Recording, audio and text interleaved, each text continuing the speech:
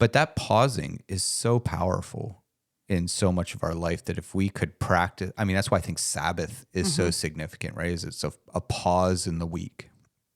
And I think if we can find more places to pause, that we're going to be healthier when it comes to grieving, we're going to be healthier when it comes to any emotion, and we're going to be healthier for those around us who are experiencing emotions that are hurting them right now. Hello, and welcome to the Ancient Jesus Future Faith podcast. I'm Tana, and I'm here with my usual co-hosts, Sarah Minardi. Hello. And Don Cheever. Hey. And today we are going to talk about grief. The last two episodes of the podcast were on emotions. Emotions part 1 was sort of a more general emotions sort of thing. Emotions part 2 is about happiness. And we thought, we're recording this in between Thanksgiving and Christmas. And it's a time of year when a lot of people struggle with grief. It's a very difficult time if you've lost a loved one. So we thought we would address this topic at this time. So to start us off, I want to ask you two if you think either Christians specifically or society as a whole handle grief well. No. I would say, since my framework has been predominantly within Christian settings, Christianity does not handle it well. My experience with people outside of faith is also not well. I do believe there are some religions that do actually handle it well. And I'm sure there are some non-religious people that handle it well, but I think overall, yeah, I don't think we're equipped. It's like a taboo thing to talk about. Mm-hmm. And so because of death being like kind of like it's not something people sit around the table and talk about, that it always catches people. So death is one of the areas I'm primarily thinking of with grief, but also just handling or dealing with unexpected events. Yeah. In fact, I think Christianity actually, the way it has been taught in evangelicalism, actually points us towards not handling it well because our expectations are set up so unhealthy. Yeah. So, yeah. Yeah, we experience a lot of losses in our life. It's the nature. I mean, from the minute we're born, our body, or become adults, our body's just like decaying until we die. Right. We have so many limits and losses that grief can cover a wide variety of things. And I think often the Christian response is to just keep rejoicing and don't dwell on it. Don't cry too much. Celebrate the life, not mourn the death type of things.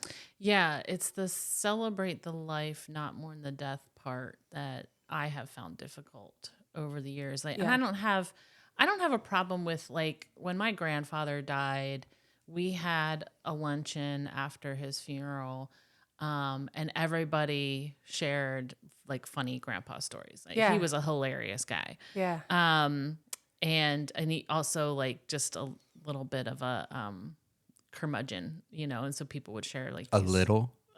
Yeah, well, he was short too. Is that what you're getting at? No, I meant he was a professional curmudgeon. Yeah, he was, but in the most endearing way. Right? Yeah, he was. Well, he's a little Italian guy. He was endearing. And so I think that's great. Like having that kind of thing where you're sharing memories. Like I think that's great.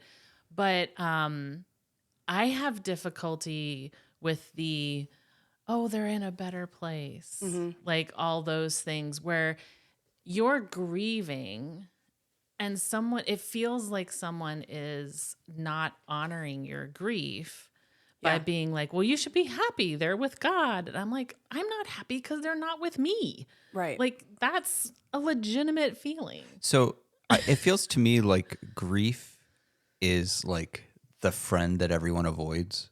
Yeah. Like, you know that it's probably good to hang out with them every now and then, and it's good for everyone, but you just avoid it.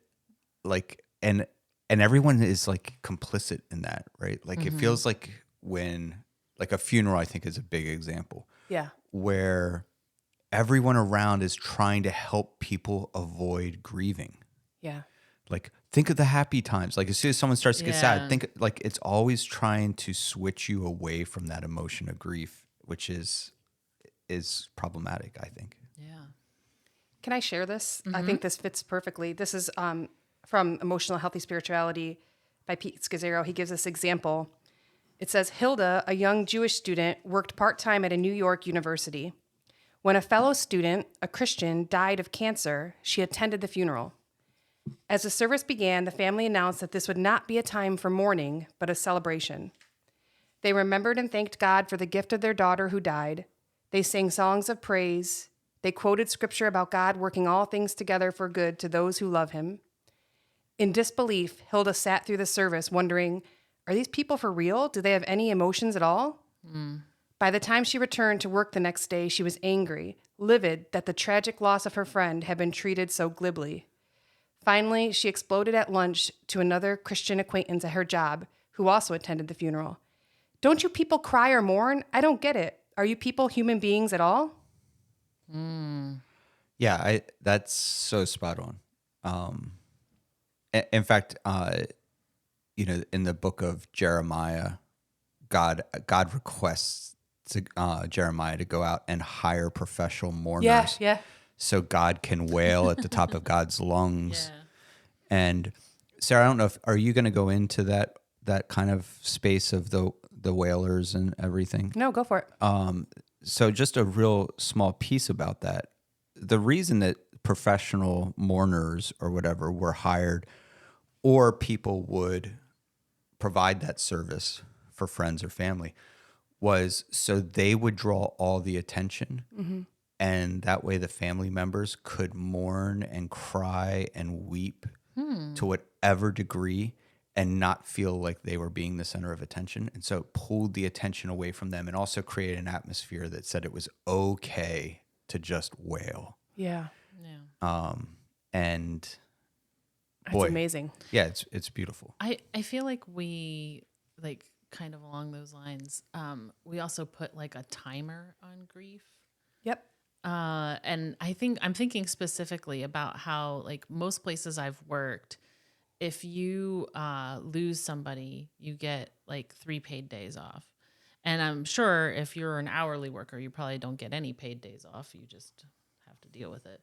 And I just remember thinking, and it doesn't matter, like, if it's like your cousin that you haven't seen in forever versus your spouse, and it's so strange to me that it's just like, no matter what your relation is, you just get these 3 days. And I think, man, if I lose like a parent or my son or my husband, like, that would be, I just can't imagine being like, yep, 3 days is good.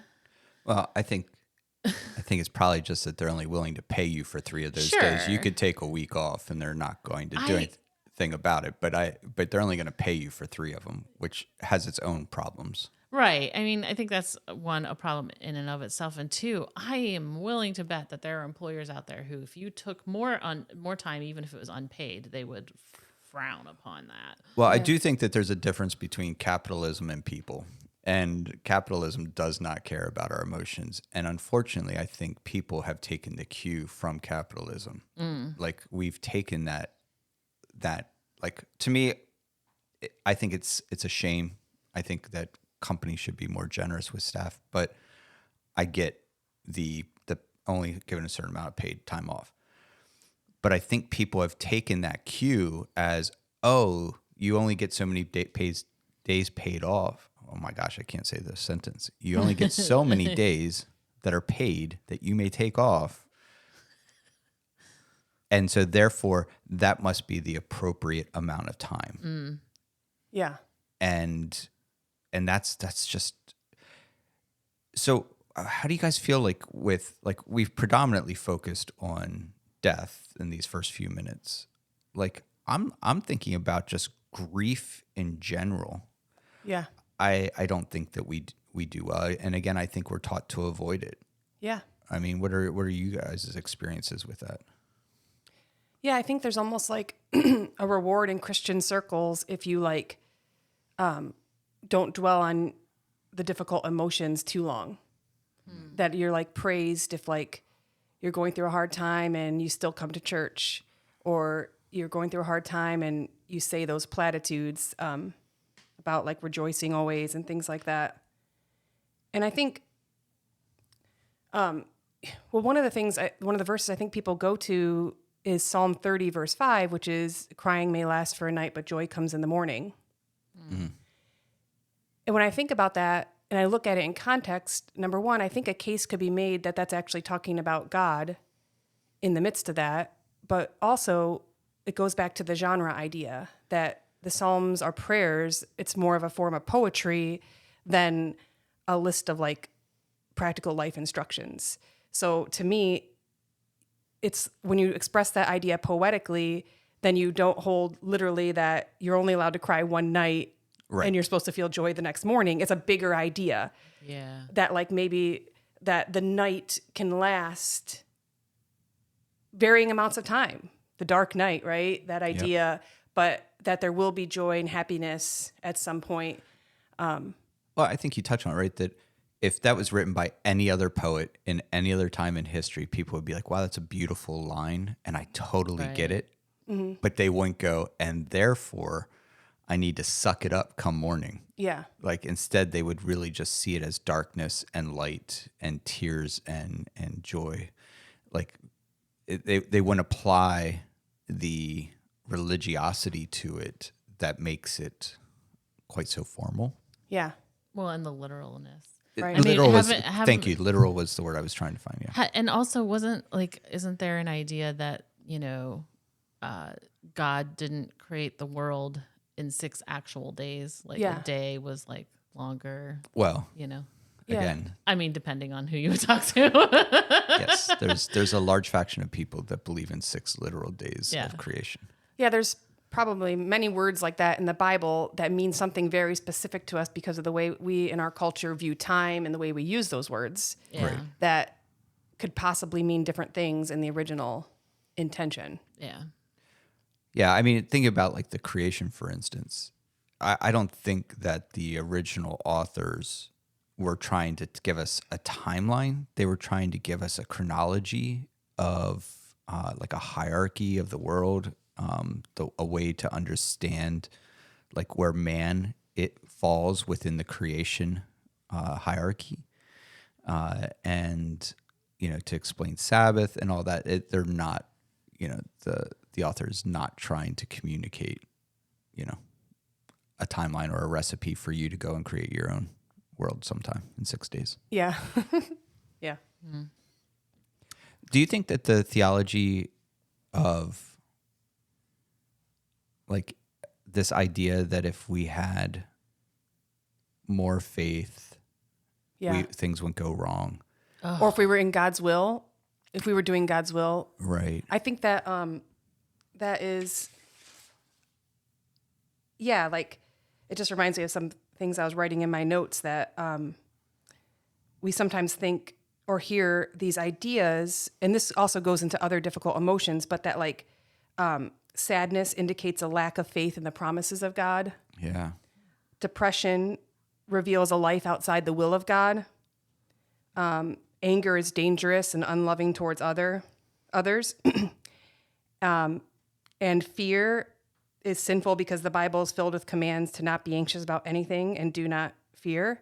So though I don't agree with any of those things, I'd make that clear before we started going through that. But yeah, that like sometimes the difficult emotions are talked about as if they're signs that something's wrong with our spiritual life. Exactly.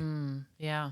Yeah, and I think that just plays into so many areas. Like we're not good at grieving the small things, right?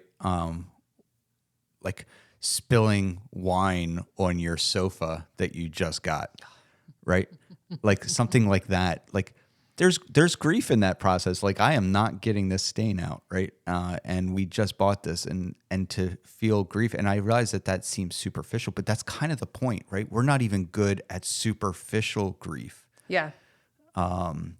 And feeling like we have permission to be upset or angry or disappointed in something that's superficial. And if we can't do it in that superficial setting, then we're definitely going to struggle to do it in important moments. Yeah.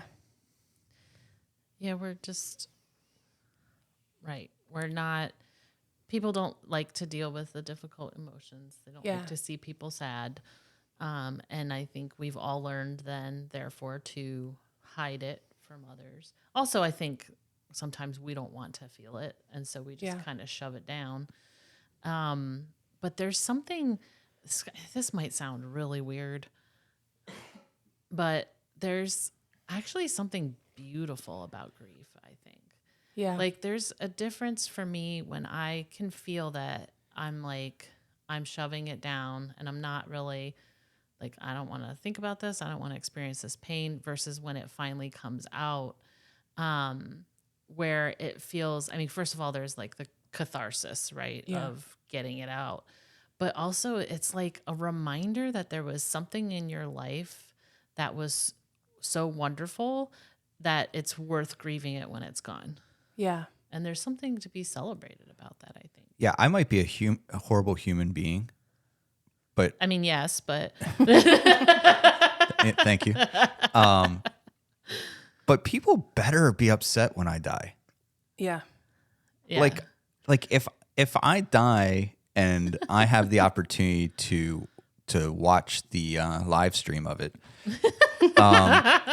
you're gonna be up there like, mourn me. That's right. Like, but I do. Like, and maybe that sounds silly to say, but to imagine that people would not be sad that I wasn't around anymore, Right. would be really disappointing. Yeah. Like, I don't know if that sounds silly or not, but that's what I often think of when I'm at a funeral. Yeah. Where people are like, this is a celebration of life. And it's like, man, you guys can celebrate me while I'm alive. Yeah. I want you to be sad when I'm gone, because that means that I left a hole somewhere that can't just easily be filled with something else. I think that's interesting, because that made me think also that I really hate when people step on other people's grief. Like those Westboro Baptist Church people who will go and picket funerals of people they thought were sinful. Or when people rejoice in the death of someone that they didn't like. And I've never been able to bring myself to do that. Like, I don't know, when people are just like, oh my gosh, we killed this terrorist. I'm like, okay, I mean, I hope that means we're safer, but I can't bring myself to celebrate the loss of life. Yeah.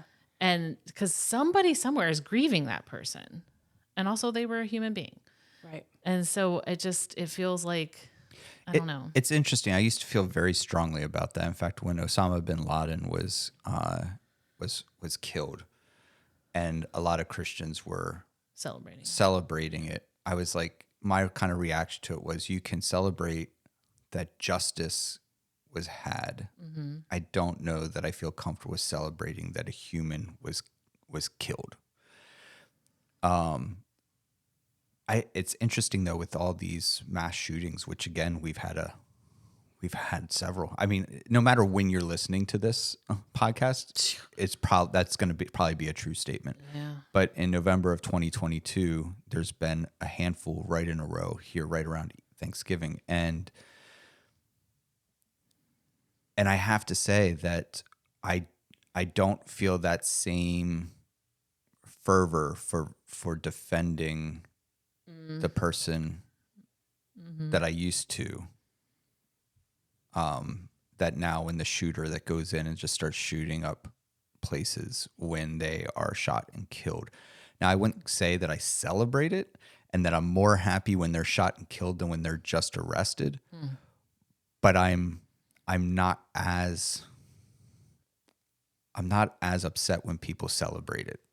And I don't know if that's me becoming desensitized to those types of things or what, but I'm sure it has to do with the overwhelming amount of grief that I have, and as most people have felt, of all of these, just waking up in the morning hoping not to see a headline of another mass shooting overnight.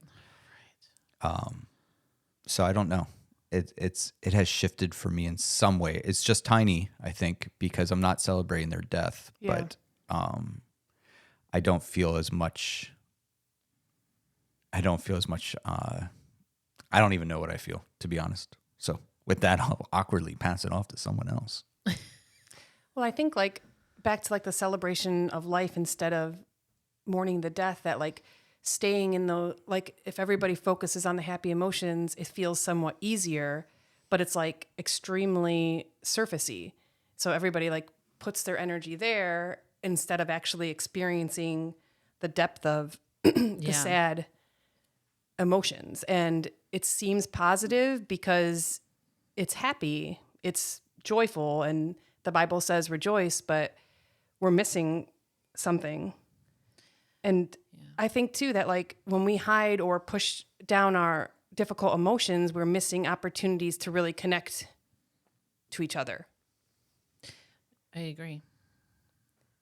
So like, just looking at my notes, when we bury a feeling or a hurt, it can fester, and then other hurts can build on it and attach to it until it begins to either leak out in little ways in how we communicate with each other, like we're still trying to hold it in, or it explodes and we finally admit it.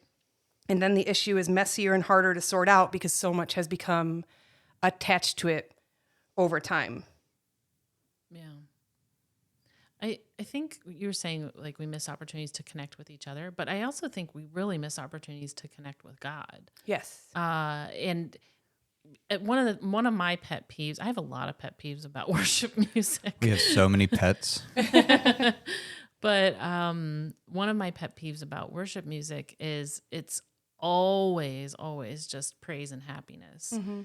And, you know, there's a lot of laments in the Bible. Yeah. Like a lot. What is it? 2/3 of the Psalms is lament? Yes. Yes. And then the whole book of Lamentations. Or as I like to Right. call it, David drunk dialing God. Yeah. Yeah, David had laments. Yeah. Ezekiel had laments. Yeah. There's an entire book called Lamentations. just said that. Yeah. I'm sorry. I was too busy thinking about my you were getting David ready. joke. I was thinking about Prepping for He that. was preparing for- But yeah, there's Lamentations are everywhere. Yeah. yeah, it's like lamenting is all over the Bible, but it's like we've decided collectively in the American church, at least, like that's not allowed. We're not going to. And so, you know, then you're in the midst of grief and you go to a church service and then you get to the worship part and it's like, how great is our God and all these other things. And you're just like in that moment, like, Yeah. I'm not feeling it today. Like, you know, And I feel like there's almost this unspoken thing that like we think that God honors that we stuff our emotions and Right. that we you praise him anyway. We're nice and respectable instead of like exploding in anger or things like that. Yeah. Yeah. That's always bothered me. And I feel like, man, we need some good grieving songs. Yeah. Well, I think, you know, if we go back to like boomers, right? During the boomer generation, as they became adults, it became about buying suburban houses with privacy fences, no longer on our front porch, all being on a deck in the backyard. Basically, you pull up to your house. You might be outside of your car and outside of your house to either water your lawn or get your mail. But other than that, you pulled into your attached garage, got out of your attached garage, walked into your home, and spent your time then in your backyard, and completely isolating ourselves from each other. And then with that isolation and this picturesque property, it became the boomers' version of Instagram, right? that everything was perfect. Look at how manicured my lawn is. Look at how nice my home is. Yeah. Look at my privacy fence. And it gave this very specific impression. and you would drive through the neighborhood or the cul-de-sac, and you would have an impression of the type of people that lived here with their perfect decorations, et cetera, et cetera. And that's just carried on. Yeah. Right. And now we do it through things such as Instagram or TikTok or any of these things. And I want to be very clear here. I'm not poo-pooing this idea of celebrating the things going on in your life. Mm-hmm. But the manicured moments that we have, I believe, are one of the greatest things working against us for actually expressing grief. Because how can I express grief? Look, the facade will fall apart if I'm angry or if I'm sad or if I'm grieving. The whole facade of this manicured life, this perfect, joyful, peaceful, wonderful life will fall apart. And I just think that's one of the biggest things holding us back from being able to emote in a healthy way.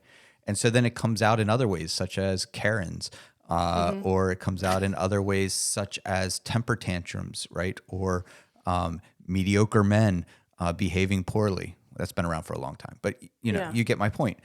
That this is, anyhow, thoughts on that?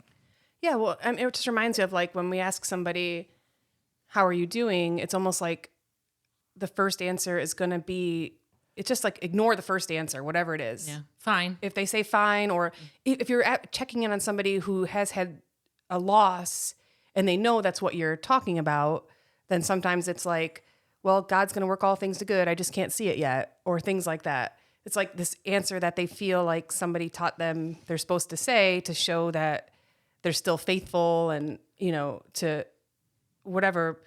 And it's like, I feel it's almost like you have to ask the question multiple times in numerous ways to let people know that you actually care how they're doing. Yeah. And I just feel like it's almost like it's like you have to trick them into like actually like, you have to like break the shell. Yeah. I mean, maybe not tricking them, but like, it's like, when I've tried to be there for people who are grieving, I found that sometimes I had to ask the question multiple times in multiple ways and leave big spaces for silence in the conversation before somebody felt like it was actually a safe place to talk about what they're feeling. And I'm guilty of it too. If somebody asks me how I am, most of the time I just say, I'm fine, because I'm thinking of the current moment. And if you're like seeing me or talking to me, I'm fine, because if I'm not fine, I'm not talking to you. I don't go start. Go. Sorry, and you don't. And I don't really like think about the big picture. I'm just like, right. Yeah. Maybe I'm very literal, like, oh, you're asking me how I am in this moment. But I always think like they just don't want to actually know. Yeah. I'm like nobody actually like wants me to answer that honestly. It's like it's saying like a hi. societal thing. Yeah. It's just saying hi. Yeah. I like Don's answer. Somebody's like, how are you doing? And he's like, any better, I'd be twins. And he'll even say that if he's having like a crappy day, Yeah, so it's probably not a good answer then. Yeah, I went through a period in my life where I thought it was a great idea just to always answer that excellent, because I thought I would be like bringing happiness to other people. Like And also you just got done watching Bill and Ted's. Oh, I don't Excellent know. Adventure. No, I don't think I ever saw the movie actually, but No one has. I just like I tried have multiple times. I just thought that changing the answer, like that it would just maybe be a better testament to God, Sure, that if yeah. I just was like happy all the time. And I don't know, I've always like carried this about feeling of like not wanting to be a burden to other people. Yeah. So it's really hard for Yeah. me to share when I'm going through hard things, because I think partly because of living my life in various times, I've lived my life around people who have depression, and like just thinking that like, well, I don't want them to know how sad I am because I don't want them to be sad. And I think the other piece of it is I'm a very sensitive person. Yeah. And I think sometimes it might come off more that I'm just like cold or distant, but it's just like I'm so sensitive that I'm just trying to like protect myself from like all the feelings. And because I'm so sensitive, I assume that everybody else is so sensitive that they don't want to hear about the things that I'm sad about because it's going to make them sad or take them to a bad place. So I just have to like soldier on and keep it in. I was actually, I forget what I was going to say now. Okay, I'll go ahead. Um, yeah, I think that as a society, probably in general, but I feel it's really in the Christian church, we've been taught to like hide our grief and, all this stuff. But I also think we have not been taught well how to deal with other people's grief. Right. And so this kind of goes back to what I was saying earlier about, the platitudes of like, oh, they're in a better place or whatever. Whereas I wonder and nobody wants to hear that. Like, you're like, well, if I share my grief, they're just going to give me these platitudes. But I kind of wonder if we were just better at, just being like, oh, you're grieving, you're sad. I'll just sit with you. Right. I don't have to say things to try to make it better or whatever. Let's just sit. Yeah. You grieve. I'll Yeah. be right here. One of the other things I think that's really important when it comes to other people's emotions, I think we've all been taught either directly or it's been inferred or implied to us, is that in some way you're responsible for other people's emotions. And that's just not true. Yeah. You're responsible to the people around you, but you are probably only responsible for a child under 18 in your household that you have, any kind of authority over. That's it. Outside, and you're responsible for yourself and for a minor that you have custody of, right? Outside of that, you're not responsible for anyone. You're responsible to them to be a good citizen, to be a good spouse, to be a good friend. But I think what happens is we have in our culture, for some reason, established this idea that I'm responsible for other people's well-being and emotions. And if we could realize that that's not the case, that the case really is about this idea that I'm responsible to come and sit and be there with you in your grief. I'm not responsible for your grief. I'm not responsible for alleviating your grief. I'm not responsible for fixing you. I'm responsible to you as being a friend, doing what I know I can do to be there and care for you. And I think that that's such an important piece for us. And when we function almost exclusively in responsible for, that's just too heavy of a weight to carry for very long. Yeah. And I watch it, and I particularly see it in women. I see women feel responsible for their spouse, for their adult children, for coworkers. I think women have absolutely been socialized into that place more than men have. And I can see it often in a lot of my female friends that they're carrying so many other people's weight. And you're only meant to carry your own. Right. Yeah. Yeah, it reminds me of there was this TikTok video a therapist did, and I had shared it with Dawn, where she remembered from earlier in her life where she, with a boyfriend or whatever, they were watching TV and an orange juice commercial came on, and he was like, "Oh man, I wish we had some orange juice." And she said immediately she felt guilty and terrible that she hadn't anticipated this need of his. And like, oh, or maybe I should go to the grocery store and get him orange juice. I can't believe I didn't think about this. Why don't we have orange juice? And then she shared that with him later, and he was like, I wasn't expecting that. Like, I just thought it'd be great if I had some orange juice, and I just spoke that out loud. It's not like, and I shared the video with Don because I was like, I do this.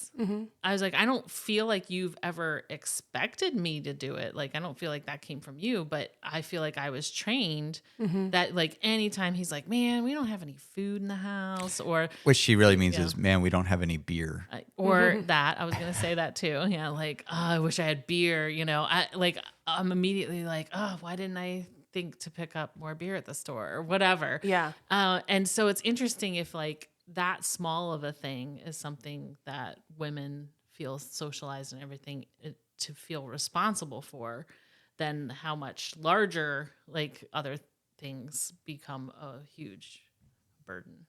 Yeah, absolutely. Like all the shame around it, when really it can be a beautiful thing. And I think it's the Gottmans, who are like love, marriage, relationship experts, who talk about bids.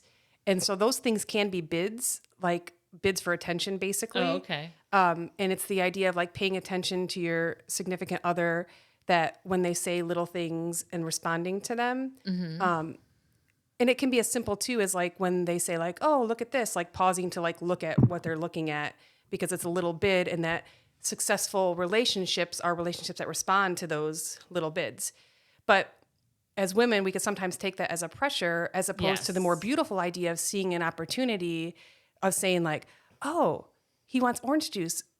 This is awesome. Like, I'm going to run in the store and like grab orange juice and sneak back and stick it in the fridge and surprise them, you know, like that's like a beautiful, like to see it like as an opportunity that like, oh, you revealed a little bit of something to me, a little bit of treasure of something that'll bring you joy.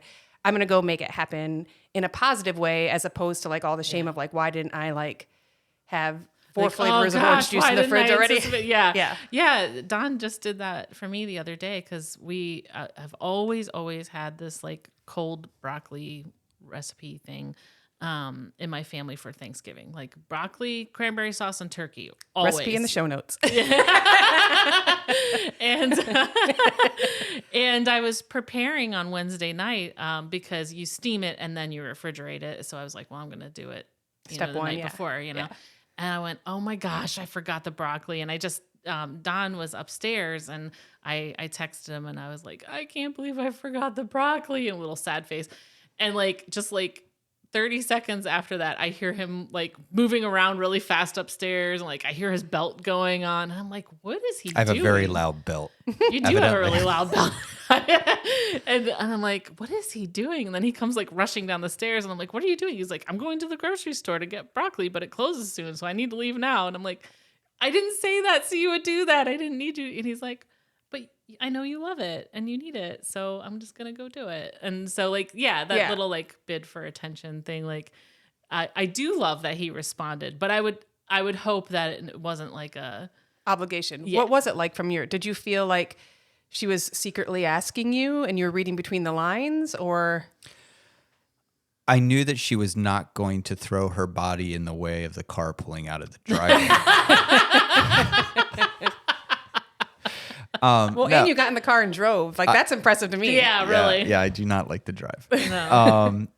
No, I didn't feel like it was pressure. It definitely felt like a lament. And, you know, look, Tana sometimes makes me sound good on this podcast, but I fail so often in caring for so many things around the house that when there are moments like that I'm able, or I feel like I have the energy or whatever, to just jump up and do them to demonstrate care, and then that's important to me. But no, I didn't feel pressure to do it. And I think in some way I would have felt sad if I hadn't. Yeah. Because I know that we always have broccoli on Thanksgiving, even though I like eat one piece of it because it's not my thing, right? But it's something that we always have, and I knew it was important. Yeah. And again, I think that goes to, I didn't feel responsible for her to get the broccoli. I felt responsible to her, that I love her and I wanted her to have, you know, a comfort food that she loves at Thanksgiving. Yeah. Well, and going back to what you said about like little moments of grief, of like, oh, I spilled the wine on the couch. Right. Like that was a little moment of grief for me. Like, oh, I don't have the broccoli. Yeah. Like, So I should have let you stay in your grief. no. Wait, I'm so confused now. What are we supposed to do here? No, but I mean, like in that case, that was a good response. Yes. Like that was something you could fix. Certainly, yes. You know, you can't fix if I've, you know, like my uncle died earlier this year. Like you can't fix that, you know, and you didn't try to. Right. So, yeah. So that's a little interesting. Yeah, and I think the only other problem would come is if you sent that text and you were secretly asking, if you would have been upset that he didn't do it. Right. Because that's something we have to be careful about, is like being clear in our communication. Yeah. That if we're really hoping that somebody would be willing to go to the store for us, that we ask for that. Yeah. and not hint at it by saying, Right. and I don't think you were. No. But if you were just hinting and secretly hoping, then that's like a problem with like expectations not being clear and not being stated and agreed upon. There's like certain things for an expectation to be valid. So it wasn't valid for you to expect him to go. Right. Because that's not literally what you were saying. And to your credit, you weren't trying to, but Yeah. yeah. So, speaking of the holidays, I believe there was something, and please correct me if I'm wrong, that you wanted to talk about Blue Christmas. Well, it's funny because I thought when we were talking about this topic, that it reminded me of Blue Christmas, but I've never experienced Blue Christmas. I just know it's out there. And I looked into it a little bit. Have either of you experienced a Blue Christmas service? I feel like there's part of me that feels like I went to one at one point, and then part of me that's like, no, I didn't. So I'm not sure. I avoid them. Yeah. I struggle with depression around the holidays, and I get that for other people that's very comforting. For me, it's not comforting. As an introvert and depressed, I don't want to go into a group of large people who want to talk to me that I don't know.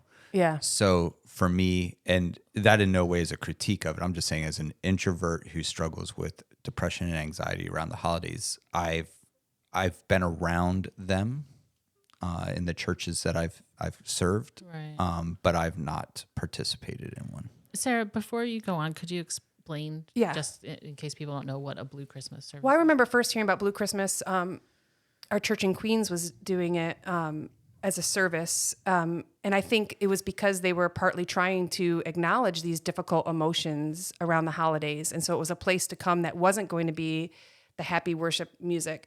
Like I said, I've never experienced one. I looked a little bit online, and there's even some like orders of service that people have published online that include like prayers and scriptures and specific carols or hymns of just trying to create space for the grief. So in that way, I think it can be a healthy thing. I've had a similar response to you where like I had an opportunity to go, but like I think the introvert part of me was just like scared of the unknown and like Sure. again, like I think I mentioned on previous podcasts that sometimes I feel like if I ever start crying, I'm never going to stop. So I didn't really like, or not feeling like safe, or even though it was a totally safe church, it was all my own baggage. But yeah, so I don't have anything positive or negative to say about them, except I do think that I think it's a credit to the church to be expanding, to think about the multiple just ways that people experience the holidays. Like I'm glad to know that it's happening, and I hope that it's helpful for some people. But of course, not everything is going to be helpful for everybody. Right. Yeah. You know, for me, one of the sad things that exists in the church is the lack of space for pastors to feel sad Yeah. at Christmas or at Easter, Yeah. right? Around holidays, right? So I have lots of baggage and stuff around holidays. And knowing when I'm walking into a more churchy type setting where people are going to be like, oh, joy, Jesus is here. And I'm just like, And I feel like I can't be sad as the pastor of a community, that in some way I need to be bigger than other people who are suffering through that. And it's just really complicated. And I think churches would do well to check in on their pastor and make sure their pastor is not having to just go through the motions in order to keep a joy-filled holiday feeling a certain way for folks. Yeah, absolutely. Yeah, I've often thought about that pressure for anybody who is in any sort of performative role around the holidays. I don't know why this made me think of it, but I saw like somebody had taken a little video at Disney World, and they were, a bunch of characters were up there and dancing and smiling, and I thought, oh my gosh, that must be exhausting to keep that up if you're feeling sad, Yeah.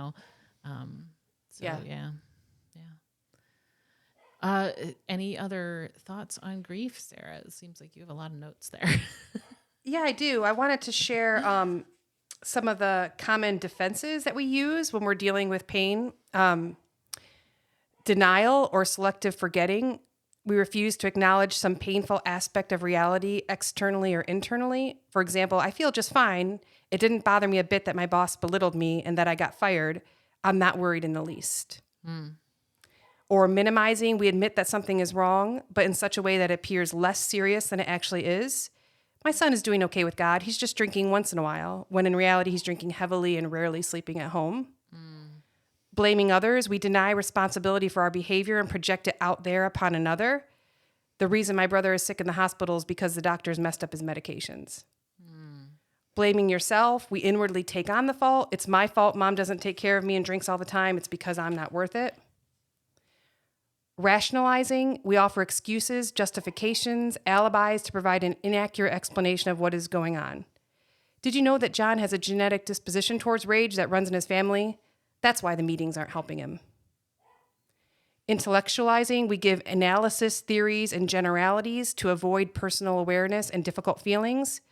My situation is not that bad compared to how others are suffering in the world. What do I have to cry about? That goes back to the mountain and the molehill we talked about, I think, in the emotions, or making a mountain out of a molehill. Distracting, we change the subject or engage in humor to avoid threatening topics. Why are you so focused on the negative? Look at the great time we had as a family last Christmas.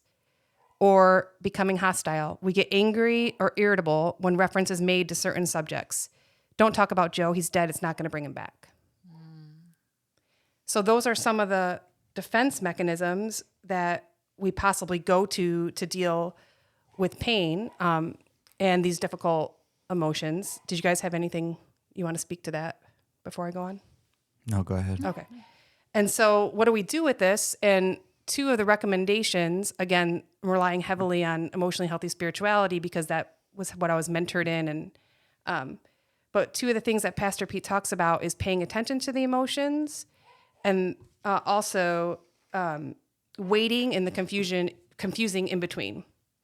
So when it comes to the paying attention to the emotions, we talked about this briefly at the beginning, that if we don't pay attention to our emotions, that they can leak out in little ways. Yeah. So emotions are really a discipleship issue. Grieving's not possible without paying attention to our anger and sadness. But we can leak when we have these difficult emotions in passive-aggressive behavior, like showing up late or avoiding something, or sarcastic remarks, or a nasty tone of voice, or giving the silent treatment. And so what I would say to that is that if you have a loved one in your life and you notice that their behavior has shifted in some way, it could be a clue. And I like to think of emotions as clues because I think they can be clues about like something's going on, maybe a boundary has been violated. We can learn about ourselves. We can learn about God by what our emotions are telling us. So in that way, I think I like to use the phrase that they're clues. So if you see someone leaking, like in your life, for example, saying something in a different tone or behaving differently and it just strikes you as different, it could be a clue that they're hurting or that there's more underneath. And this actually happened to me recently, and I missed the chance to help. I found that I was put off by the tone that somebody had said something, and my response was just to feel defensive. And I still did what the person asked, but I never reached out to my friend to be like, what was going on with that tone? And I probably will miss it the next time too, honestly, because this is hard stuff. Mm-hmm. It's not easy to say, hey, I was wondering why you worded the request that way. It seemed like you were upset or worried that no one would help. Maybe I'm misinterpreting it, but I wanted to check in and see how you're doing. And even as I typed that out in preparation, I'm like, why do those things always seem so reasonable when I just like say it or type it out, but so hard to do in practice? Like, I'm just scared that like, if I were to actually say that to somebody that it would be offensive or things like that. But, yeah, so the whole idea of paying attention to what the emotions are and paying attention to other people around us that, again, kind of going back to that little bid, like that was like a bid for attention that I totally overlooked because I distinctly remember this striking me as like, oh, this is not how this person usually words this. And I missed it until I thought about it later. And sure enough, there was a ton of hurt underneath it. And if I had caught that, then maybe I could have checked in and, you know, it would have been helpful instead of just being like, oh, well, why did they say that? I'm like, I'm just defensive and thinking about myself. Yeah. So, any thoughts on that? I think it's really important for us to just, with the pace of life, and I think pace of life has a lot to do with not having time to grieve, right? Yeah. That it's just on to the next thing. And we just have that pressure in this world. I think that if we can find a way to slow down, Yeah. that there's pauses, these pauses that allow us the opportunity to reflect, like you said, like now that you think back on it, you notice it. And I think that we're just not good at pausing in normal life. It's funny because, earlier we were talking about when someone says, "Hey, how you doing?" I will often pause when people ask me that. Mm-hmm. And then when I say, "Good," they're like, "Are you sure?" And I'm like, I am, because I just paused and thought, okay, how am I doing right now? But I also find that when I pause, sometimes I'll be like, actually, I'm not doing great right now. And they also don't know how to deal with that either, right? Because they're perceiving this to be just a kind thing to say to someone as you see them. Yeah. But that pausing is so powerful in so much of our life that if we could practice, I mean, that's why I think Sabbath is so significant, right? Is it's a pause in the week. And I think if we can find more places to pause, that we're going to be healthier when it comes to grieving. We're going to be healthier when it comes to any emotion. And we're going to be healthier for those around us who are experiencing emotions that are hurting them right now. Yeah. It reminds me of a quote, and I forget who said it. It might be Henry Nouwen. Nouwen? I don't remember how to say Henry it. Nouwen? Yeah. I thought it was Henri. Isn't he? Is it French? I mean, we don't know how to pronounce it. Should we spell it? I just always called him Henry. Henri? Yeah. Yeah. I could be wrong. We might be pronouncing the wrong name of the wrong person, but some sort of quote. And again, with the me just remembering the bare minimum of things, but the idea being that there's some percentage, life should be lived this percent and reflected on this percent. Insert small percent for living and big percent for reflecting. Yeah. So maybe it was life should be 30% lived and 70% reflected on, but I don't remember the numbers. Yeah. But it goes to that idea of creating space. And I think silence in your life to stop and think and reflect is really powerful. Yeah. To catch those moments. But so the other piece was the waiting, and this kind of goes with what you're saying, the waiting and the confusing in between. And this idea of waiting resists quick solutions, but it can also feel like it runs counter to our Western culture because we don't like to think about our limits.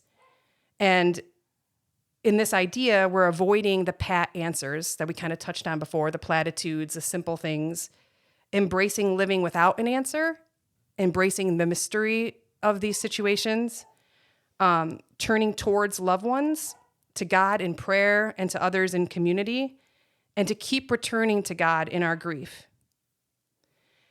And I think the other big piece is to realize that we grieve differently. So this is especially important, again, with significant others or really close relationships, especially if you've experienced a loss together. So my husband and I, our first daughter was stillborn at 19 weeks, 3 days. So we had to go through this grieving process. And one of the most helpful things that somebody had explained to us, and I know you're not going to be able to see my hands if you're not watching the video, is that the grieving process is there's going to be times where you come closer together and times that you're feeling the same, but then it's like a wavy line. There's also times where you're going to feel differently. There might be times where you're feeling incredibly sad about what happened, and then other moments where you're feeling lighter and your partner can be feeling the opposite. And especially when you're sharing a space and working through that grieving, it can be hard to do. I distinctly remember being in our apartment in Sunnyside, Queens, and I remember my husband's family coming to visit, and they didn't visit us a whole ton because they lived in New Jersey, and it was hard to get over there. And I just remember my husband answering the door and being happy to see them. And then I was super annoyed. I'm like, how can you be happy? But I know he was also just happy that his family was there. Yeah. And then it was a whole thing of bringing all the food, they brought so much food, but nobody talked about what happened. And it was like killing me inside. And so in retrospect, like I'm still glad that they came, but it's also good to like acknowledge what happened. Like I would have felt better if they had acknowledged like what had happened. And to that point, having gone through grieving process and other grieving processes, you know, I think that there's like, we can be really scared about saying the wrong thing. Yeah. And that there are, you know, people will say like, we'll never say this to a grieving person, never say this. But then like, don't let that paralyze you though, because and maybe this is only my experience, but like doing something and saying something, even if it's not exactly right, because from 1 minute to the next, it might not be exactly right to the person that's grieving. But doing or saying something is better than saying nothing. And I find myself sometimes paralyzed myself because, I don't want to say the wrong thing. I don't want to do the wrong thing. And then I choose to do nothing. And I think that that's a misstep, that like we should take that risk of, we should try to be mindful of these ideas of people sharing and learning like, this is not a helpful thing to say when somebody's grieving, but don't let it paralyze us to like be so afraid we're not going to say the perfect thing that we just don't say anything at all. Yeah. And the last piece I would say kind of goes to the the bids, whatever, but also if you're grieving with somebody that you're in a close relationship, like a significant other, there's this idea of turning towards each other.